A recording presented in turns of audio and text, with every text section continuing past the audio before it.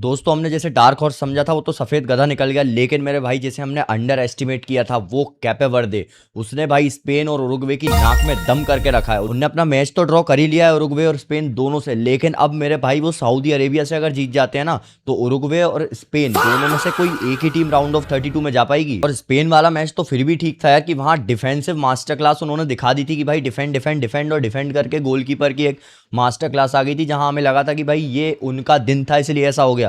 लेकिन मेरे दोस्तों आज उरुग्वे के साथ जो गेम दिखाया उनने, इन पोजेशन बेहतरीन और बाकी सारी चीज़ें हम बात करेंगे अभी इसमें वीडियो में, उस सारी चीज़ों की हम इस वीडियो में बात करेंगे। स्पेन ने जिस तरीके से सऊदी अरेबिया को बेहतरीन, मतलब मैं बोलूं कि सऊदी अरेबिया को उनकी औकात दिखा दी एक तरीके से, सिंपल वर्ड्स में अगर मैं बोलूं तो उसकी भी हम बात करेंगे। लेकिन मेरे भाई कैपे वर्दे ने जो अब सिचुएशन कॉम्प्लिकेट की है ना उस ग्रुप एच में, वो भाई कैपे वर्दे इज भाई just playing the game of their life यार। First world cup, first point against Spain, first goal against Uruguay, और क्या चाहिए यार किसी टीम को। तो इससे पहले हम भाई बात करें उरुग्वे वर्सेस कैपे वर्दे की, हम भाई स्पेन और सऊदी अरेबिया की थोड़ी सी बात कर लेते हैं, जहां स्पेन ने सऊदी अरेबिया को जो तोड़ा है मेरे भाई। सऊदी अरेबिया के फैंस मैच से पहले वेयर इज लमीन चिल्ला रहे थे। लमीन ने आके बता दिया कि भाई मैं यहाँ पे हूँ, क्यों चिल्ला रहे हो, क्यों परेशान हो रहे हो, मैं पेल दूंगा तुम्हारी टीम को, और उसने पेला है भाई।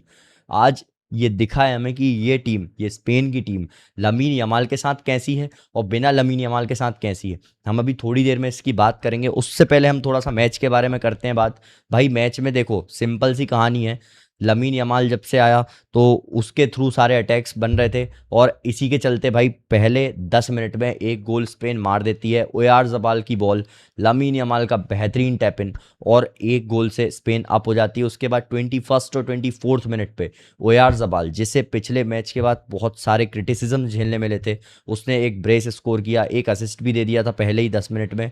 तो भाई ओयारज़ाबाल ने 2 गोल 21 और 24 मिनट पे स्कोर किए। उसके बाद फर्स्ट हाफ में भाई ये कहानी रही, सेकंड हाफ में उन्हें सब आउट कर दिया गया ओयारज़ाबाल और लमीन यमाल दोनों को। देन लाया गया भाई फरहान बच्चार की टॉरिस को और येरेमी पिनो को लमीन यमाल की जगह। उसके बाद एक ही गोल सेकंड हाफ में मार पाई, जो कुकुरेया के शॉट पे भाई उनके डिफेंडर का डिफ्लेक्शन आया, इसलिए वो ओन गोल दिया गया। मगर कुकुरेया का गोल हो सकता था मेरे ख्याल से वो, क्योंकि डायरेक्ट गोल में उसने शॉट लिया था। बट फरहान तोरिस को भाई चांसेस मिले, एक चांस तो थे बहुत ओपन नेट 1v1 चांस मिला था गोलकीपर के साथ, जो उसने बाहर मार दिया वंस अगेन एज यूजुअल फरहान तोरिस थिंग्स। लेकिन दूसरा उसे एक टैप इन मिला था, प्लेट पे रख के सजा के उसको बॉल दी गई थी। लेकिन मेरे भाई अगर कोई टैप इन मिस कर सकता है इतने क्लोज छोटी डी के अंदर से, तो वो फरहान तोरिस है। वो भाई ऑफ साइड हो गया, उसने गोल स्कोर कर दिया। मैं खुश था, मैं शौक था कि यार इसने गोल मारा कैसे, लेकिन भाई मेरी खुशी पे उसने पानी फेर दिया, वो ऑफ साइड था उस गोल में, तो इसलिए वो गोल डिसअलाउ कर दिया गया। इस तरीके से भाई सेकंड हाफ में लमीन यमाल, और लमीन यमाल ही बोलूँगा और तो मैं कुछ नहीं बोलूँगा, फ्रंट फोर जो भी थे उनके सब चेंज कर दिए थे। डैनी ओल्मो भी आज मैच में खेल रहा था, एलेक्स बायना को खिलाया था। तो टुवर्ड्स दी फर्स्ट हाफ के बाद 2 प्लेयर हुए थे, उसके बाद आगे चलते चलते और बाकी तीनों फ्रंट फाइव में से निकाल लिए गए थे। उसके बाद इतना ज़्यादा अटैक वाइज लगी नहीं स्पेन कुछ। ऑफकोर्स अटैक तो उनने बनाए, लेकिन उतनी ज़्यादा थ्रेटनिंग नहीं लगी जितनी ज़्यादा लमीन यमाल और बाकी सबके साथ वो थी।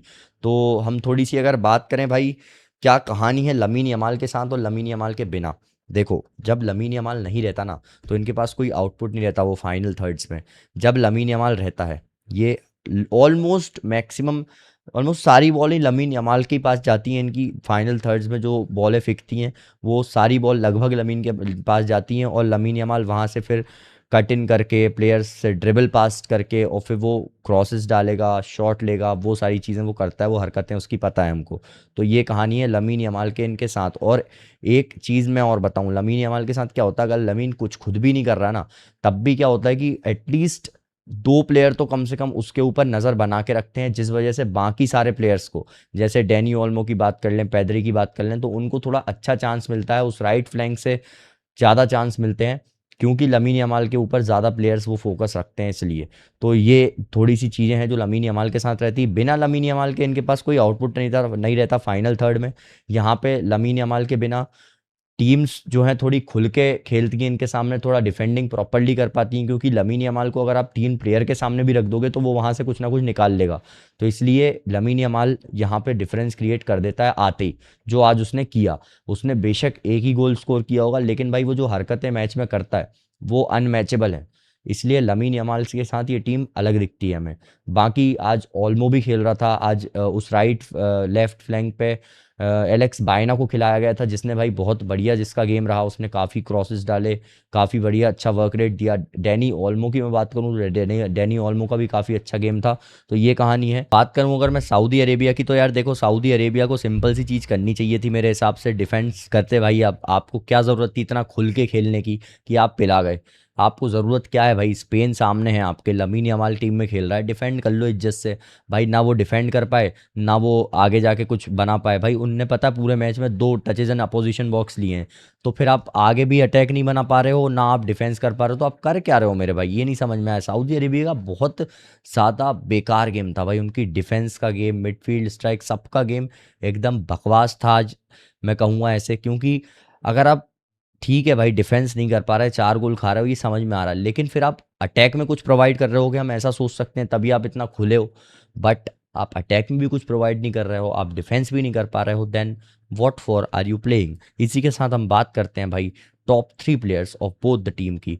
तो देखो, स्पेन के लिए, मेरे लिए टॉप 3 में भाई पहले नंबर पे आने वाला है रॉद्री या डैनी ओल्मो। रॉद्री, डैनी ओल्मो को रखूंगा यार। जिस तरीके से ये इन मैच जो कॉम्बिनेशन था इसका, हीट में भी देख लो आप, वो फ्रंट लाइन के आसपास वी टाइप का शेप बन रहा है। तो ये उस फ्रंट लाइन में बहुत बढ़िया तरीके से आज टक इन कर रहा था, बहुत बढ़िया इसके इन बिटवीन द लाइंस जो मूवमेंट थे। एक असिस्ट भी इसने प्रोवाइड किया, इसके बाद एक चांस क्रिएट किया, 2 शॉट ऑफ टारगेट थे, एक बिग चांस क्रिएट किया, डिफेंसिव कंट्रीब्यूशन भी इसका एक था।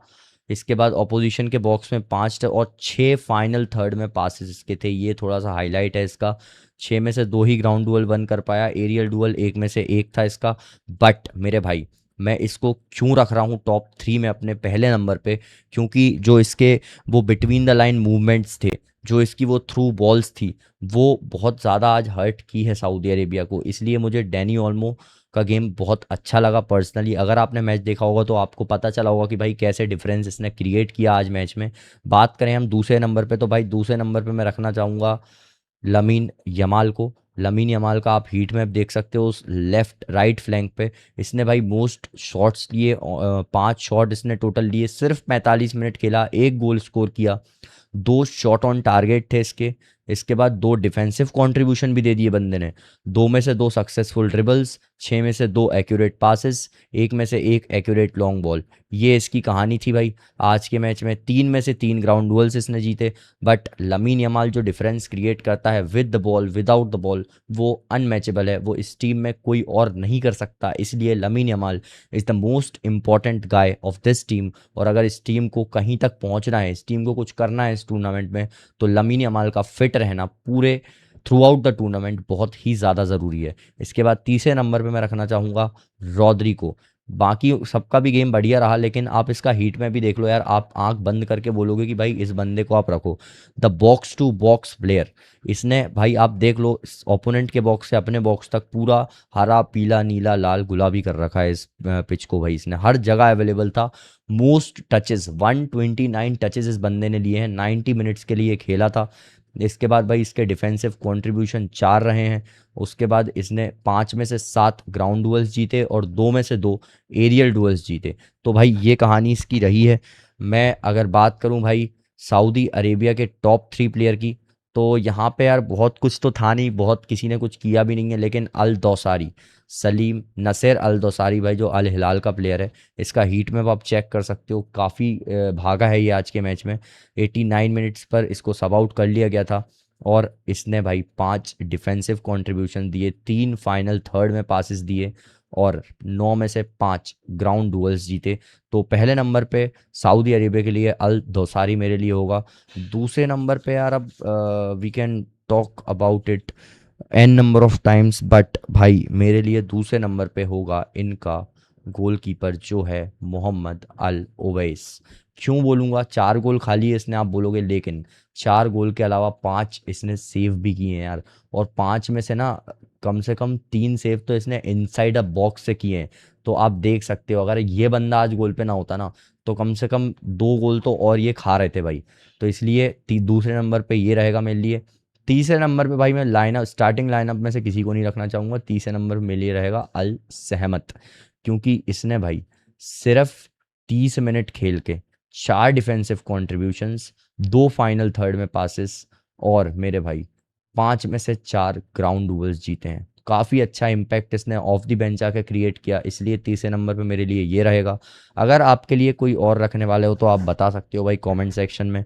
लेकिन हम थोड़ा सा अगर स्टेट्स की बात करें तो वहाँ भी आपको सही दिख जाएगा कि भाई यही कहानी इस मैच की रही है। 2.30 का एक्सजी क्रिएट किया स्पेन ने, 22 शॉट्स लिए, 8 shot on target, 37 touch in opposition box, 5 big chances created. और वहीं दूसरी तरफ ऑपोजिशन बॉक्स में टचेज ही 2 थे जिस टीम के, उस टीम के भाई हम क्या ही स्टेट्स देखें, इसलिए हम इस टीम के कोई स्टेट्स विस्टेट्स नहीं देख रहे हैं। स्पेन के हमने देख लिए, दैट वाज इनफ। बात करें हम उरुग्वे वर्सेस कैप वर्दे के मैच की, तो मेरे दोस्तों आज कैप वर्दे ने एक और बड़ा अपसेट हमें दिया है। आज कैप वर्दे ने भाई जो हमें अपसेट दिया है उसके बाद अब कहानी थोड़ी सी उस ग्रुप एच की डगमगा सी रही है। क्योंकि मेरे भाई अगर कैप वर्दे अपना मैच सऊदी अरेबिया से जीत जाती है तो टॉप 2 में उरुग्वे और स्पेन में से बस एक टीम फिनिश करेगी। मे बी वो टॉप 3 में से तो 3 टीम है, वो तीसरे नंबर की टीम है, वहाँ पे से वो पहुँच जाए राउंड ऑफ 32 में, लेकिन टॉप 2 में से एक टीम बाहर निकल जाएगी अगर कैप वर्दे सऊदी अरेबिया को हरा देती है तो। बात करें अगर हम इस मैच की तो भाई पहला गोल आता है 21 मिनट पे, केविन पीना की वो शानदार फ्री किक भाई, अनफॉरगॉटेबल होने वाली है वो हमारे लिए। उस फ्री किक को हम भाई कभी नहीं भूल सकते जो फ्री किक मारी थी। लेकिन उसकी तारीफ करने के साथ साथ मैं ये नहीं भूलना चाहता हूँ कि वहाँ पे गलती थोड़ी सी उरुग्वे की भी थी। और वो क्यों थी, क्योंकि आप गोल के सामने फ्री किक मिल रही है और आप वहाँ पे 2 मैन की वॉल बना रहे हो, ठीक है बना ली 2 मैन की वॉल, लेकिन वो दोनों इतने बेवकूफ़ थे भाई, वो जंप करते करते दोनों एक दूसरे से अलग हो गए और उस गैप में जो गैप उनके बीच में क्रिएट हुआ वहाँ से वो शॉट, जो बेहतरीन शॉट केविन पीना ने लिया था, वो घुसा और सीधा गोल में नेट को किस करते हुए पहला गोल 21 मिनट पे। उसके बाद Uruguay were trying trying and trying, लेकिन कुछ हो नहीं पा रहा था। But towards the end of the first half just 7 minute के अंदर 2 गोल स्कोर करती है उरुग्वे की टीम। पहला गोल 44 मिनट पर जो मैक्सी अराओ ने शानदार फ्लाइंग हेडर मार के स्कोर किया। दूसरा गोल जिसपे मैक्सी अराओ का असिस्ट आया, कैनोबियो ने स्कोर किया 45 + 6 मिनट पर। और इस तरह फर्स्ट हाफ के एंड में उरुग्वे भाई 2-1 से अप हो जाती है। लेकिन सेकंड हाफ में वही मैं बोलूँगा अब कि थोड़ी सी उरुग्वे के डिफेंडर ओलिविएरा की गलती रही, थोड़ी सी वहाँ पे उनके गोलकीपर की गलती रही। पास बेकार खेल दिया भाई ओलिविएरा ने और गोलकीपर उनका आउट ऑफ डी में था, तो भाई यहाँ पे थोड़ा सा दिक्कत हो गई और वरेला ने वो बॉल बेहतरीन तरीके से नेट में डाल दी। तो इस तरीके से इक्वलाइज करके कैप वर्दे ने इसके बाद टोटल डिफेंडिंग, उन्हें चांसेस मिले, ऑफ कोर्स चांसेस मिले उन्हें विनर मारने का, चांसेस उरुग्वे को भी मिले, लेकिन मेरे भाई कोई विनर स्कोर नहीं कर पाया और ये मैच रहा एक ड्रॉ। बात करूं मैं अगर उरुग्वे की गेम की तो यार देखो उरुग्वे का गेम मुझे काफ़ी बढ़िया लगा, डिसेंट था, अच्छा गेम था। मतलब बहुत ऐसा एक्स्ट्रा ऑर्डिनरी गेम नहीं था, लेकिन हाँ ऐसा गेम था कि भाई वो यहाँ से जीत तो सकते थे क्योंकि एक्सजी उन्होंने ज़्यादा, अभी हम स्टेट्स वगैरह देखेंगे तब देखेंगे। बट ओवरऑल अगर गेम की बात करूं भाई, high pressing, rotational play, free flowing, जो मार्सेलो बिएल्सा जिस चीज़ के लिए जाना जाता है वही चीज़ हमें इस मैच में देखने को मिली। लेकिन थोड़ा सा भाई आज कैप वर्दे की मैं बात करना चाहूँगा, जहां पिछला मैच उन्होंने बेहतरीन डिफेंडिंग करके जीता था, आज के मैच में 2 गोल स्कोर करके भाई ड्रॉ करके आ रहे हैं इस मैच को। वहीं मेरे को थोड़ा सा उनका गेम इन पोजेशन अच्छा लगा, डिफेंसिव स्ट्रक्चर, वो सारी चीज़ें तो हमने उनकी पिछले मैच में स्पेन के अगेंस्ट देखी थी। लेकिन आज का मैच उनका जो था ना, वहाँ पे इन पोजेशन वो क्या कर सकते हैं, उनके पास कितनी बेहतरीन ऑप्शंस हैं इन पोजेशन, वो हमें देखने को मिला। क्योंकि बहुत कम उनने पोजेशन रखा, 30-35% के आसपास, लेकिन जितना रखा उतने में इतना कॉन्फिडेंस हमें आ रहा था कि हाँ यार ये कुछ कर सकते हैं यहाँ से। और इन पोजेशन वो नंबर्स भी थ्रो कर रहे थे आज। अब ऐसा नहीं है कि इन पोजेशन भी वो पीछे ही रोटेट कर रहे रहे हो बॉल को, देवर थ्रोइंग नंबर्स इन ऑपोजिशन के हाफ में, थोड़ा सा नंबर पुट इन कर रहे थे वो, ताकि वहां पे थोड़ा थ्रेट पहुंचा पाए। And at the same time भाई वो डिफेंडिंग भी बेहतरीन तरीके से कर रहे थे। और यही मैं आपसे अगर बात करूं कि भाई क्या अंतर है कैपे वर्दे में, इस बार कैपे वर्दे क्यों इतने दो हमें अपसेट अब तक दे चुकी है, क्योंकि भाई वो ट्रांजिशंस में इतने बेहतरीन है ना। आपने इन पोजीशन आप अच्छे हो, आप चढ़े हुए हो, नंबर्स थ्रो कर रहे हो ओपोनेंट के हाफ में, लेकिन द मोमेंट आपका पोजीशन लूज होता है, इतना क्विक वो डिफेंसिव स्ट्रक्चर अपना बिल्ड कर लेते हैं ना, in with in a fraction of second सामने वाली टीम दो पासेस खेलेगी और आप अपने डिफेंसिव स्ट्रक्चर को मेंटेन कर लोगे। इतना बेहतरीन उनका ट्रांजिशन गेम है, और इस वजह से वो भाई दोनों ही मैच में ड्रॉ लेके आ पाए हैं। अदरवाइज अगर ट्रांजिशंस उनके अच्छे नहीं होते ना, तो आज उरुग्वे उनको हर्ट कर सकती थी, डेफिनेटली हर्ट कर सकती थी, क्योंकि उरुग्वे जिस हाई प्रेस के साथ बॉल विन कर रही थी ना, उसके साथ वो काउंटर्स में उन्हें थ्रेट कर सकती थी, लेकिन काउंटर बना रही थी उरुग्वे, और उनका डिफेंसिव स्ट्रक्चर तुरंत भाई, और इसके लिए मुझे तारीफ करनी पड़ेगी उनके प्लेयर की, जिस हिसाब से वो भाग रहे थे मेरे भाई। तो ये थी भाई कैपे वर्दे की कुछ चीज़ें जो जिनकी वजह से वो इस टूर्नामेंट में हमें अब तक ये अपसेट्स दे चुके हैं। बात करें हम top 3 players of both team के, तो भाई देखो उरुग्वे के लिए I would keep Maxi Araujo on top. भाई इसके लिए कुछ बोलने की ज़रूरत नहीं है, कोई स्टेट्स चेक करने की ज़रूरत नहीं है, बट स्टिल अगर हम चेक करें तो मेरे भाई 2 defensive contribution, 1 assist, look at the heat map, उस लेफ्ट फ्लैंक पे ही वॉज एवरीवेयर। इसने मोस्ट चांसेस क्रिएट किए, 3 चांस क्रिएट किए, most touches in opposition box, 1 goal 1 assist, इसके साथ बेहतरीन गेम इसका रहा। दूसरे नंबर पे now I can keep someone like Canobbio और Rodrigo Bentancur, but I will keep second number पे भाई कैनोबियो, क्योंकि इसका भाई गोल आया एक, और उसके बाद इसने 90 मिनट्स खेल के 1 गोल स्कोर किया, 2 चांस क्रिएट किए, 6 डिफेंसिव कंट्रीब्यूशन दिए, और उस लेफ्ट फ्लैंक पे जिस हिसाब से ये हरकतें पटक रहा था, 15 में से 6 इसने ग्राउंड डुअल्स वन किए।